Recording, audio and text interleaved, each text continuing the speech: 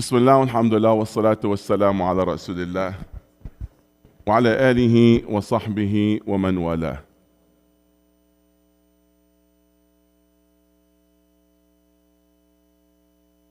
اللهم اجعل جمعنا هذا جمعا مرحوما وتفرقنا من بعده تفرقا ساميا معصوما. اللهم لا تجعل فينا شقيا ولا محروما ولا مطرودا ولا معذبا بنار برحمتك يا عزيز يا غفار. آمين.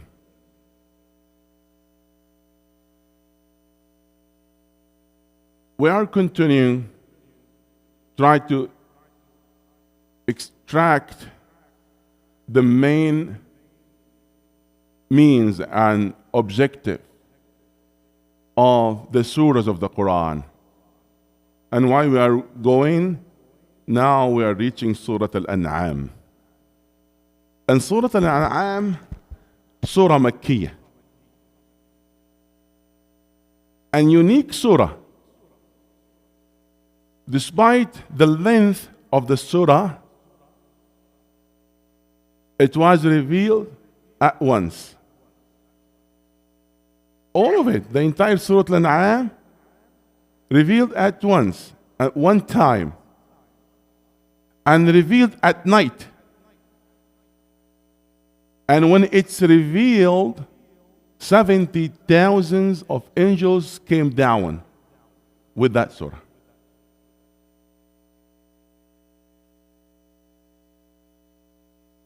A chapter in the Quran, you feel the majesty of Allah subhanahu wa ta'ala. And actually, that's one of the main purposes. To have that feeling in connection to Allah subhanahu wa ta'ala, surah talk to you about the qudra, the power of Allah and His majesty. And your life is connected with that purpose. You are not living for yourself with no main purpose. So the ayah, the surah tells you why you are here and what is your main duty. The main duty in this life to apply the pure tawheed in your heart, in your saying, and your action in your life. And look at the ayat, how it started and how it goes through and ended. You find it clearly. The ayat talking about tawheed. Yes, previous surahs tackling the issues that related to Christian, Jewish, Ahlul Kitab. But this surah, it's for all. And especially those they associate somebody with Allah subhanahu wa ta'ala, they believe in a mother nation, those that are atheists, tells them, you are here in this planet for a purpose, and you have to fulfill that purpose. So this surah actually brings us back, why, what we need to teach humanity. So you see, like how the previous ones, you are the nations, that leading nation, that's as mentioned Surah Al-Baqarah, and then you have to be firm on that manhaj that Allah subhanahu wa ta'ala asks you to fulfill, that's in Surah Al-Imran, and then you have to apply justice, as mentioned, and mercy, justice and mercy in Surah Al-Nisa, and then, the other surahs, tells you, you are, as a Muslim, you have to practice yourself that manhaj and fulfill your covenant with Allah subhanahu wa ta'ala. Now, after you practice that manhaj, now you pass that manhaj to others. That's what you're teaching humanity. You teach them about the oneness of Allah subhanahu wa ta'ala. That's not only the duty of prophet. That's all our duties. First, you have to teach them by example, and then, by all other means. The surah started with Alhamd. Alhamdulillahi alladhi khalaqa as-samawati wal-arda wa ja'ala adh-dhulumati wan-nur thumma alladhina kafaru bi rabbihim ya'dilun. You see how from the beginning, and despite all of that Allah bestowed upon them, everything, and Allah is the creator for heaven and earth, and they choose another one beside Allah subhanahu wa ta'ala. And then Allah stated like some of His blessing. And every time they will talk about His majesty and His power, He's going back, blaming them, why you are doing this. Qul to them, say to them, it's back and forth. So if you think of it, who's the one deserved to be worshipped? Who's the one deserved to be acknowledged and His rules to be applied? So step by step, He's going to that. And from the first ayat to the other ayat, every time talking about Tawheed al-Khalis, the pure Tawheed. It's every time, if you read the ayat and tells you why you turn away from Allah subhanahu wa ta'ala and instead you turn to Him as He is the Fatir al-Samawat al-Ard, He is the Khaliq al-Samawat al-Ard, له ما سكن في السماوات والأرض. And then قل أي شيء أكبر شهادة قل الله شهيد بيني وبينكم.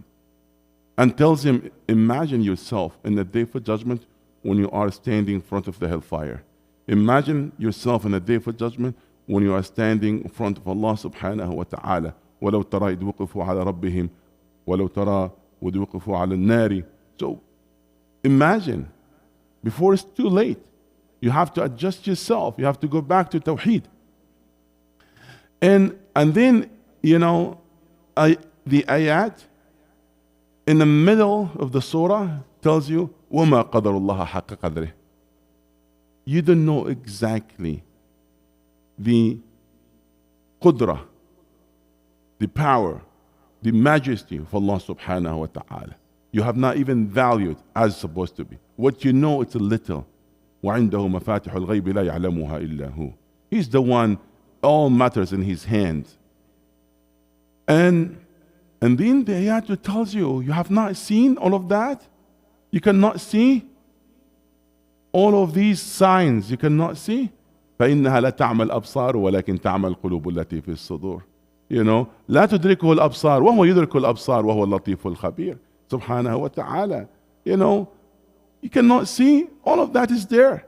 So blaming them how they are not thinking in the right way. And you can say one of the main stories in there as well, the story of Ibrahim alayhi salam. In Ibrahim alayhi salam's story, we mentioned in different surahs, but only here it's one scene of his life when he was debating with his people to open their mind and heart about the power of Allah subhanahu wa ta'ala. فلما جن عليه الليل رأى كوكبا قال هذا ربي. Tell them, oh, is that my Lord? Is that my Lord? No. And then he reached them with conclusion that you should not oppress yourself. Why is that? Because the worst kind of oppression that to worship somebody beside Allah subhanahu wa ta'ala. الذين آمنوا ولم يلبسوا إيمانهم بظلم أولئك لهم الأمن وهم مهتدون. You want to be safe? You have to leave this dunya with no oppression. The Sahaba, they said, oh, وَأَيُّنَا لَمْ يَظْلِمْ نَفْسَهُ. Who is among us never wronged himself? The Prophet pointed to them the other ayah in Surah Luqman. Have you not seen what Luqman said to his son? يَا بُنَيَّ لَا تُشْرِكْ بِاللَّهِ إِنَّ الشِّرْكَ لَظُلْمٌ عَظِيمٌ. So the worst kind of oppression, that to worship somebody rather than Allah subhanahu wa ta'ala. That's the worst dhulm. And the ayat, going on, and till in the ayat, the end, قُلْ تَعَالَ وَاتْلُ مَا حَرَّمَ رَبُّكُمْ عَلَيْكُمْ أَلَّا تُشْرِكُوا بِهِ شَيْئًا. Come and tells you what Allah subhanahu wa ta'ala commanded you to do. In the planet, you are here for a purpose, And this is the rules that you have to fulfill. وَأَنَّ هَذَا صِرَاطِي مُسْتَقِيمًا فَاتَّبِعُوهُ. This is the straight path and you have to follow. Until Allah subhanahu wa ta'ala said, say to them, قُلْ إِنَّ صَلَاتِي وَنُسُكِي وَمَحْيَايَ وَمَمَاتِي لِلَّهِ رَبِّ الْعَالَمِينَ لَا شَرِيكَ لَهُ وَبِذَلِكَ أُمِرْتُ وَأَنَا أَوَّلُ الْمُسْلِمِينَ قُلْ أَغَيْرَ اللَّهِ أَبْغِي رَبًّا وَهُوَ رَبُّ كُلِّ شَيْءٍ. You know, all my life, my death, my sacrifice, my prayers, all of that for Allah subhanahu wa ta'ala. قُلْ إِنَّ صَلَاتِي وَنُسُكِي وَمَحْيَايَ وَمَمَاتِي لِلَّهِ رَبِّ الْعَالَمِينَ. And the ayat concluded by, again, the reminder. You are in this planet for a purpose. وَهُوَ الَّذِي جَعَلَكُمْ خَلَائِفَ الْأَرْضِ وَرَفَعَ بَعْضَكُمْ فَوْقَ بَعْضٍ دَرَجَاتٍ وَهُوَ الَّذِي جَعَلَكُمْ خَلَائِفَ الْأَرْضِ. You are here, you are the Khalifa. You remember? You are in for a purpose. You are carrying a manhaj. This is the manhaj. Okay, you're not just Khalifa and you act at your own. No, there's a manhaj here. And Allah said, وَهُوَ الَّذِي جَعَلَكُمْ خَلَائِفَ الْأَرْضِ وَرَفَعَ بَعْضَكُمْ فَوْقَ بَعْضٍ دَرَجَاتٍ لِيَبْلُوَكُمْ فِي مَا آتَاكُمْ. You know, and Allah subhanahu wa ta'ala, He put you here for a purpose and He will gonna test you. And then there are two ways. There are two ways. إن ربك لشديد العقاب وإنه لغفور رحيم. Allah subhanahu wa ta'ala could judge you, you know, according to what you have done, as He's شديد العقاب, or He could forgive you, as you know, He knows your shortcoming. So it's both. And Allah subhanahu wa ta'ala has the sifatul jalal and al-jamal, you know, and sifatul jalal, one of them, shadid al-iqab, sifatul jamal, ghafur rahim. And you have to know Allah subhanahu wa ta'ala. Now, thinking why this surah named after Al-An'am. In the surah, Allah subhanahu wa ta'ala was talking about habit or behavior of the disbelievers in Mecca. They said that Allah has nothing to do with our life. Our An'am, because An'am is not just an animal for them, it's life for them. You know, the livestock, you know, it's important for them for their food and drink and rides, you know, and wealth. That's their life. So basically, that's representing their life. And they're saying, Allah has nothing to do with our life. وقالوا هذه أنعام وحرث حجر لا يطعمها إلا من نشاء بزعمهم وأنعام حرم ظهورها وأنعام. You know, they make their own rules about this. This one you cannot ride it. This one you cannot, you know, kill it for meat. They made their own rules. Has nothing to do with the rules of Allah subhanahu wa ta'ala. So Allah subhanahu wa ta'ala tells you, you cannot do that. You cannot just say, you know, I believe in Allah, and then you live at your own. You choose your own rules. You say, Allah has nothing to do with my life. No. The real tawheed, that's what you put in your heart and what you practice in your life. It's not just enough to say, I have a pure tawheed and I believe in Allah. Okay, but then where's the impact of that in your life? How you live? قُلْ إِنَّ صَلَاتِي وَنُسُكِي وَمَحْيَايَ وَمَمَاتِي لِلَّهِ رَبِّ الْعَالَمِينَ. Say to them, my prayers, my sacrifice, my life, my death for Allah subhanahu wa ta'ala. You cannot gonna have the pure tawheed until all your matters goes back to the teaching of Allah subhanahu wa ta'ala. Wallahi, it's a beautiful surah. When any person that comes to you said, you know, I have some doubts, advise that person to go and read this surah. You'll find somebody that his life not representing the deen, and maybe he has good heart, but somehow he's not translated that in a good actions. Advise that person to read Surah Al-An'am. And if you need hujjah, evidence, that you might tackle the atheism, like, you know, as now it's increasing among even the youth, this surah will give you a lot, you know, those evidence And there are some stories there in that surah that you can share, that you can bring people back to Allah subhanahu wa ta'ala.